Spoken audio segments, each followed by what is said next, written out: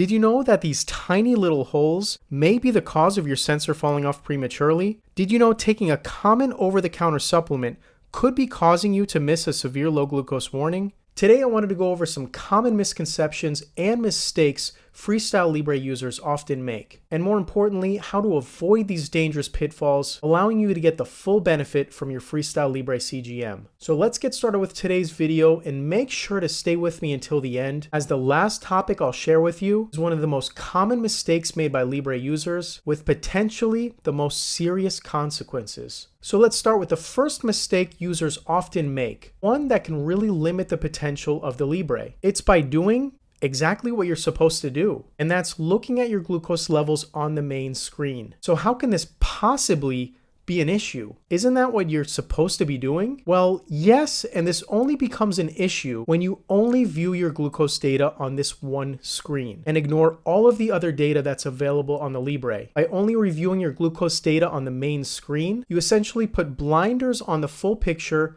that is your glucose levels. Whether you're using the app on your phone or the reader itself, you can access your daily patterns, time and range, average glucose levels for different times of the day. I promise you, by analyzing these additional metrics, you'll uncover hidden trends and problem areas that you didn't notice before. The next mistake could be causing extra stress in your life, taking precious time out of your day, maybe even making a few hairs fall out prematurely. So what do you do when you have a sensor that falls off prematurely or a sensor that fails? You call the 1-800 number for Abbott. Once you do, you sit on hold for a while, you answer the same questions over and over, you get frustrated, and you lose precious time that could be spent doing something else. But what if I told you there's a much easier way to do this? Abbott has an online form that just takes a few minutes to fill out. There's no need to speak to anyone. You answer a few online questions, submit the form, and once you do, your sensor will be sent out to your address. Nice and simple, very little stress involved, and I'll leave that link in the show notes below. Alright, what about a potentially harmful misconception many users have that could be causing a lack of trust and frustration with your Freestyle Libre? So the first instinct many Freestyle Libre users have when they get their brand new shiny Libre from the pharmacy is to run home,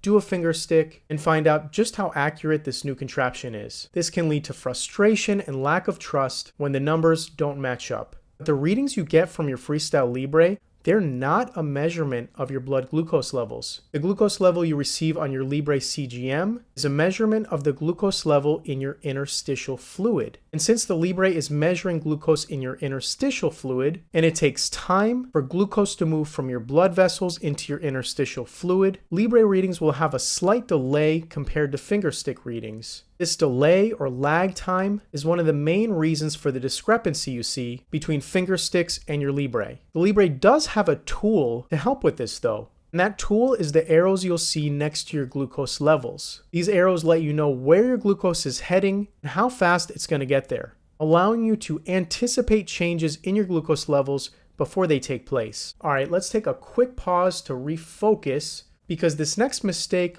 I want you to take careful note of. Because many people just brush this off, but this miscalculation could be causing a lot of issues for you, and you may not even realize it. So we all know the Libre sensor is supposed to be placed on the back of the arm. And while many Libre users have found success putting it in different areas of the body, which I go into more detail about in another video I'll link above, if you are placing it on the arm as it's intended, make sure it's the back of the arm. So why is this so important? Why can't you just put the Libre on the front of the arm, on the side of the arm? What's the difference? Is it really so important? Well, outside of the usual info that we already know, that Libre has done studies in this location proving its accuracy, other locations of the arm have more muscle mass, which can lead to bent filaments, more painful insertion, and possibly failed sensors. And most importantly, all other areas of the arm are completely exposed, leading to more sensors catching door handles, sides of walls, causing your sensor to fall off prematurely. So keep your sensor tucked in on the back of the arm to keep it properly functioning and preventing it from getting caught on those pesky door handles. Alright, so this next mistake, it's so surprising and it's so commonly made, quite simply because many people don't know about this precaution, as it's not really advertised,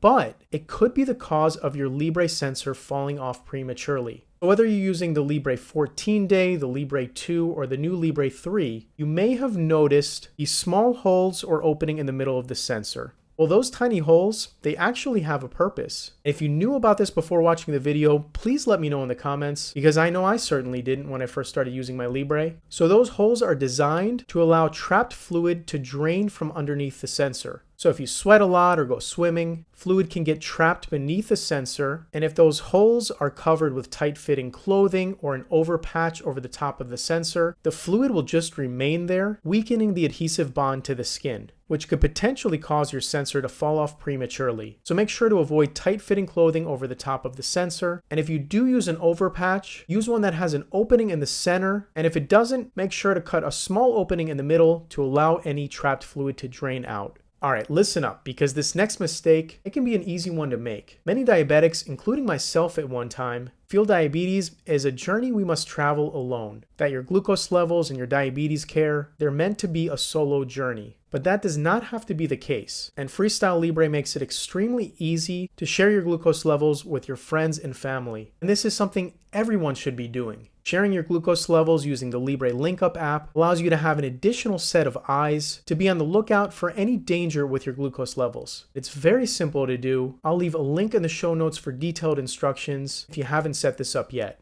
Alright, so before we get to the number one mistake you absolutely have to avoid with your Freestyle Libre sensor, let's first quickly talk about the missing piece in your Freestyle Libre box. That's right, there's a crucial part that should be included in every box, but isn't. So if you're using the Freestyle Libre sensor straight out of the box, expecting it to stay on the full 14 days, you're making a fairly common mistake many Freestyle Libre users make. But I learned early on that the adhesive that comes with the Freestyle Libre isn't always quite enough to keep it from falling off prematurely. And using additional adhesives such as skin tack, in my opinion, is really a necessity and can be the missing piece you need to keep your Libre sensor on the full 14 days. Alright, so this last mistake, it's so important to be aware of. It's something you may be doing right now and not even know it. But making this one mistake can not only cause your readings to be completely inaccurate, but could potentially cause you to miss a severe low glucose warning. So what is this common mistake? Well, it's simply taking a vitamin C supplement. That's right, taking vitamin C, also known as ascorbic acid, can cause false elevation in your sensor glucose readings and could potentially cause you to miss a severe low glucose event. So how much vitamin C is an issue?